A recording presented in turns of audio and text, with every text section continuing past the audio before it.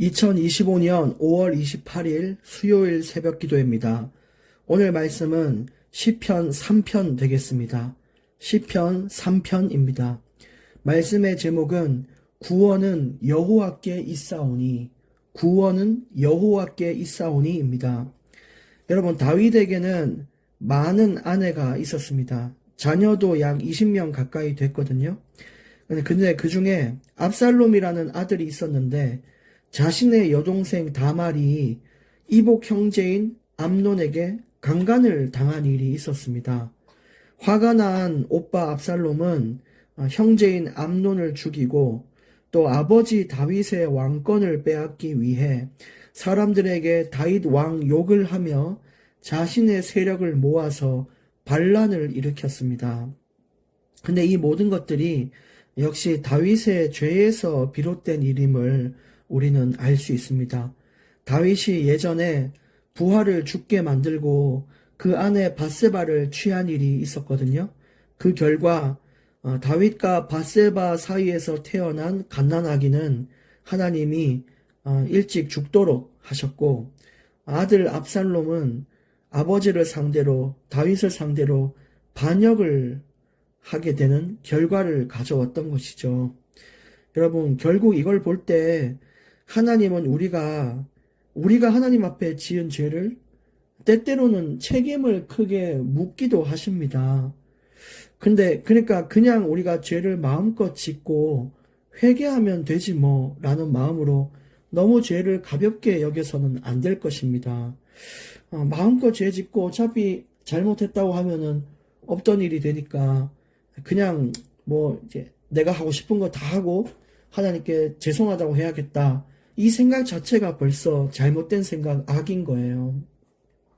그래서 하나님은 그냥 이 회개가 하면 끝나고 별로 죄를 가볍게 여기고 이런 걸 하나님 원치 않으시거든요. 그래서 때때로는 우리의 잘못된 생각과 마음을 고치기 위해 우리의 잘못을 하나하나 물으시며 책임을 크게 물으실 때가 있어요.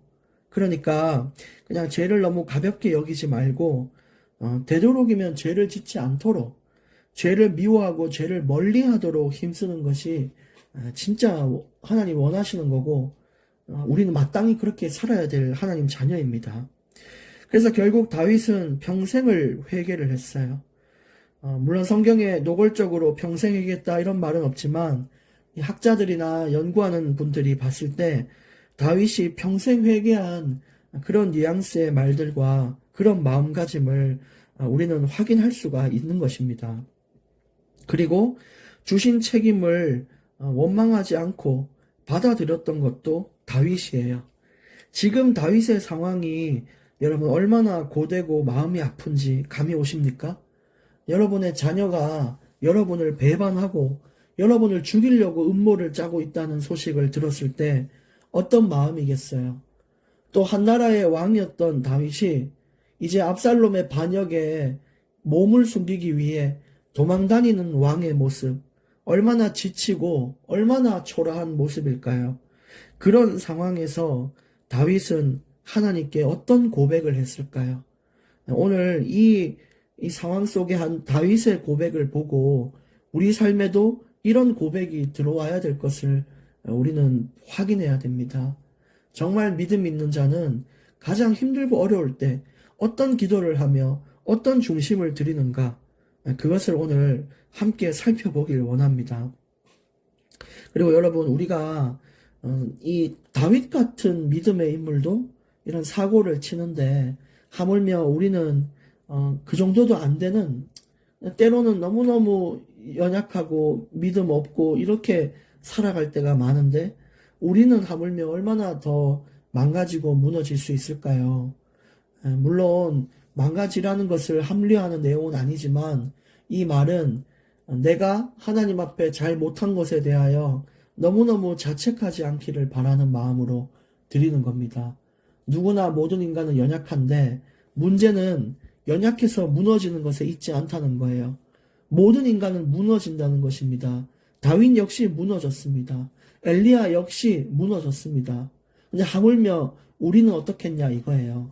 그들은 정말 사람이 눈앞에 죽는 것을 보고 하나님의 역사함을 보고 실제로 눈앞에 말도 안 되는 기상천외한 능력의 역사가 일어난 것을 본 자들인데도 불구하고 무너지는데 우리는 어떻게 했냐는 거예요. 근데 문제는 그래서 넘어지는 것이 문제가 아니라 넘어진 이후에 어떤 마음을 가졌고 어떤 뉘우침이 있으며 어떤 도전이 있는가가 중요한 거죠. 오늘 시편 3편 1절입니다. 여호와여 나의 대적이 어찌 그리 많은지요. 일어나 나를 치는 자가 많으니이다. 지금 압살롬과 군사들이 다윗을 죽이려고 길을 쓰고 있는 상황에 담담히 자신의 심정을 고백하고 있습니다. 여러분, 만약에 인생이 너무 힘들고 어렵다면 그것을 한번 기록하여 훗날 나의 작품으로 한번 만들어 보시길 바랍니다. 정말 내가 힘든 상황도 주님 앞에 쓰여지는 진솔한 믿음의 시가 되고 믿음의 고백, 믿음의 일기가 되면 나중에 내가 그걸 돌아보며 또 많은 은혜를 경험할 수 있고 또 그것을 다른 사람에게 보여주며 누군가에게 힘을 줄 수 있는 중요한 인도가 될 수 있는 것이죠. 저 같은 경우는 힘들 때 가사를 쓰는데 그래서 그 가사에 나중에 멜로디를 붙여서 노래를 만들곤 합니다. 나중에 너무너무 힘들 때 그 찬양을 부르고 이렇게 할 때, 아, 맞아. 하나님이 그때도 나를 이렇게 인도하시고 나를 세웠지 하는 마음에 또 미소도 나고 힘도 얻을 때가 있거든요. 그것처럼 여러분이 힘든 상황도 오히려 즐기며 그것을 기록으로 남겨보는 그런 시간표를 남겨보면 정말 유익할 줄 믿습니다. 어쨌든 지금 다윗은 세상이 나를 무너뜨리고 세상이 나를 박살낼 것 같은 그런 고통 가운데 다윗이 선 상황이에요. 그리고 2절에 보면 더 좀 초라한데 많은 사람이 나를 대적하여 말하기를 그는 하나님께 구원을 받지 못한다 하나이다. 이 사람들이 내가 예수 믿는 걸 아는데 내가 너무 인생이 안 되는 거예요. 예수 믿는다고 해놓고 막 경제적으로 무너지고 어렵고 병 들고 이러니까 많은 사람들이 내 인생을 평가하기 시작해요. 자, 예수 믿더니 저 모양으로 사는구나. 이러면서 얼마나 수치를 당하는지 몰라요. 그 욥이라는 인물 역시 그랬죠. 피부병이 돋고 온갖 고통이 다 오고 이랬는데 아내가 하나님을 원망하고 그냥 죽어라 이렇게 얘기할 만큼 잘 믿는 사람에게도 이런 문제가 옵니다. 나중에 욥의 아내는 욥을 떠나고 이제 아내를 잃어버렸고 자녀들은 다 죽었으니 얼마나 욥의 인생이 고통스러워요. 딱히 잘못한 것도 없었는데 욥은 그런데도 이런 문제가 왔거든요. 그래서 하나님의 자녀는 때로는 이런 상황들이 있습니다. 여러분, 이것 때문에 오는 사람들의 평가에 주눅들지 마시고 오히려 하나님이 내 인생을 관심 가지고 있다라는 그런 마음을 가지고 기쁨으로 서셔야 될 것입니다. 이 모든 게 믿음을 보시기 위한 하나님의 테스트고요. 이 테스트를 잘 통과하면 결국 잃어버린 모든 것을 회복시키고 위로하시는 분도 하나님이에요. 그러니까 지금 우리가 하나님 때문에 뭔가 잃었다 생각하고 하나님이 나를 어렵게 해서 뭔가 잃어버렸다 생각하지만 그게 아니라 이 믿음의 테스트가 끝나면 하나님은 모든 것을 회복시킬 분이신 걸 믿으셔야 됩니다. 그래서 이런 순간에 있는 사람들은 하나님을 더욱 굳세게 붙잡기를 제가 적극적으로 권해드립니다. 그러면서 3절 여호와여 이렇게 이 다윗이요 여러분 이렇게 고백을 해요. 이렇게 힘든데 여러분 뭐라고 하겠어요? 네, 다윗은 이렇게 고백합니다. 여호와여 주는 나의 방패시요 나의 영광이시요 나의 머리를 드시는 자이시니이다. 그때 했던 믿음의 고백 참 놀랍지 않으세요? 보통 하나님 어떻게 이럴 수 있습니까? 하나님 이게 진짜 말이 됩니까? 내가 하나님을 위해 한 게 얼만데 이럴 수 있잖아요. 근데 다윗은 하나님 앞에 자신에게 책임을 물어도 담담히 그 책임을 받아들이고 또 이 상황에서 나를 구원할 수 있는 유일한 분은 여호와밖에 없다는 것을 고백했어요. 이 오늘 제목이 구원은 여호와께 있사오니잖아요. 주는 나의 방패시요. 그 어떤 창과 화살 공격이 와도 해를 입지 않도록 만드는 방패. 그게 바로 이 하나님 여호와세요. 특히 이 방패라고 한 이유는 다윗이 아무래도 전쟁을 하는 장군이고 이게 지도자다 보니까 자신과 가장 가깝고 그 의미를 가장 잘 아는 것으로 비유를 든 것이죠. 나의 방패시요. 이렇게 얘기한 거예요. 예를 들어 어디 뭐 보건소에서 일하는 사람은 이렇게 얘기할 수도 있겠죠. 이 땅 가운데에 주는 나의 손소독제시요. 이럴 수 있겠죠. 이 외부의 더러움으로부터 차단하는 또 이 세균을 제거하는 그런 의미인 것처럼 다윗은 이 시를 쓰거나 또 하나님을 더욱 깊이 나눌 때 나의 삶 가운데에서 내 인생에서 어떤 가장 가깝고 더 하나님 앞에 진실된 고백을 할 수 있는 단어를 골라서 한 거예요. 그 나의 영광이시오. 주께 감사한다는 뜻이죠. 그리고 나의 머리를 드시는 자다. 이 머리를 숙였다 이 말은 물론 존경의 의미 이런 것도 있지만 자존감이 바닥났을 때의 모양이기도 해요. 얼마나 인생이 어려우면 자존감이 바닥나잖아요. 이제 난 아무것도 할 수 없고 사람들 보기도 겁나고 이럴 때가 많은데 내 머리를 드시며 괜찮다 하시는 거예요. 나의 자존감을 높이시는 분이 여호와시고 나를 승리케 하는 분이 여호와이심을 이 고백드리는 놀라운 믿음입니다. 4절에 내가 나의 목소리로 여호와께 부르짖으니 그의 성산에서 응답하시는도다. 이렇게 고백하면 어떤 일이 일어나냐면 여호와께 우리가 부르짖고 여호와께 자비와 도우심을 간구하면 그의 성산, 즉 하나님 계신 하늘 보좌에서 응답을 주시는 분이에요. 결코 우리를 방치하거나 내버려 두지 않으시고 그렇기 때문에 부르짖으라 그렇게 이야기하신 거죠. 우리의 구원 되시고 우리의 피할 바위는 바로 여호와 하나님이십니다. 여러분 정말 하나님께 피하시길 바랍니다. 5절에 내가 누워 자고 깨었으니 여호와께서 나를 붙드심이로다. 이 상상을 해보세요. 여러분 쫓기는 상황에 잠이 오겠습니까? 자고 일어났는데 내가 죽어 있을 수도 있잖아요. 여러분 이게 내가 자고 일어나는 게 전쟁 중에 자고 일어난다? 이게 정말 큰 하나님의 은혜예요. 그래서 얼마나 하나님이 강력하게 인생을 붙드시는지 그 고백이 바로 이거예요. 내가 누워서 자고 또 아침에 편안하게 깰 수 있는 것, 그것도 하나님이 나를 붙들어 줬기 때문이 아니냐. 여러분 정말 믿으십니까? 우리가 매일 밤에 잠을 들어서 아침에 따뜻한 햇살을 받으며 눈을 뜨는 것, 그 모든 것이 주님의 내 인생을 붙들고 있다는 참 감사한 인생이에요. 지금도 우리가 편안하게 내 휴대폰으로 이 말씀을 듣는 거, 이거 정말 하나님의 다 큰 은혜예요. 내가 인생에 고통받아 죽을 것 같은 죽고 싶은 상황에 놓여도 결국 피할 길을 내서 나를 인도하시는 거, 그게 정말 하나님의 은혜라는 것입니다.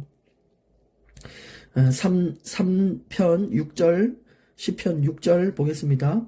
천만인이 나를 애워싸 진친다 하여도 나는 두려워하지 아니하리이다.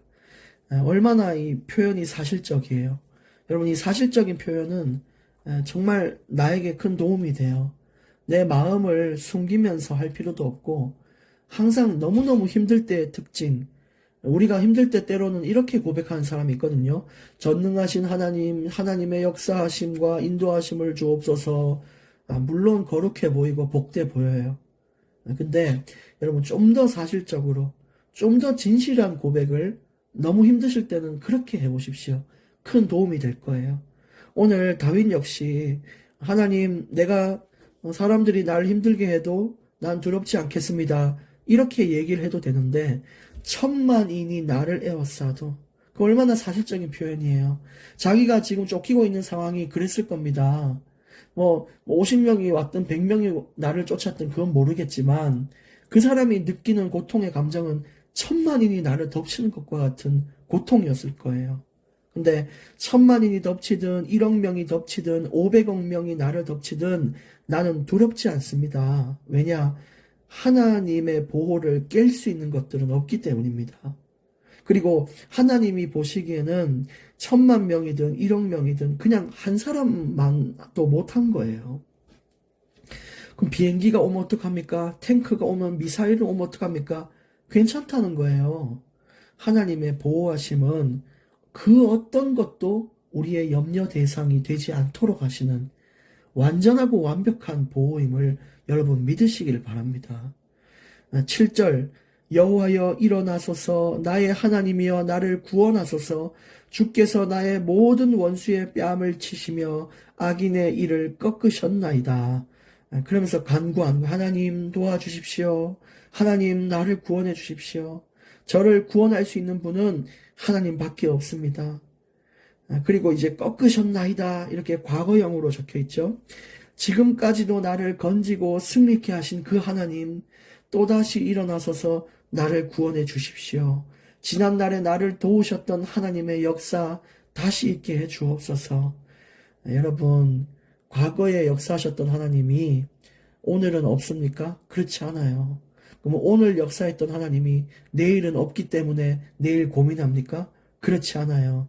하나님은 내 인생을 영원히 인도하고 보호하신다는 사실을 믿으셔야 돼요.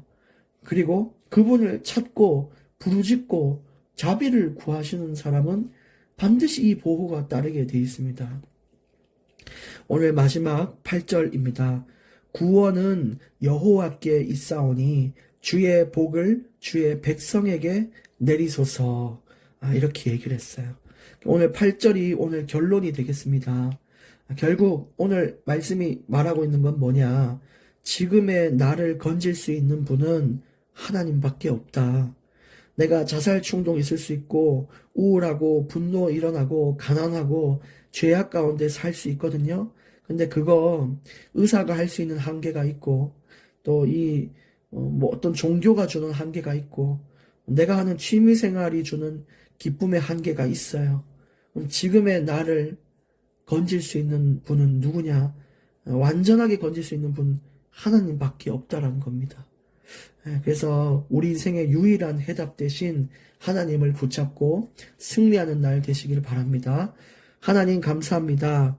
구원이 여호와께 있는데 그 여호와께서 나를 구원하시고 나를 지금도 인도하시고 앞으로도 역사하실 그 사실에 무한한 감사를 하나님께 올려드립니다. 하나님 지금 처한 모든 상황 주님께서 아시죠? 이 믿음의 테스트를 잘 극복하고 정말 하나님 앞에 당당한 믿음의 신앙인으로 서게 해 주시고 또 내가 다른 것을 의지하지 않고 지금 나를 내 상황에서 건질 수 있는 유일한 분이신 여호와를 의지하며 나아가게 해 주옵소서. 나의 피할 바위가 되시고 나의 피할 그늘이 되어 주시옵소서. 예수님 이름으로 기도합니다. 아멘.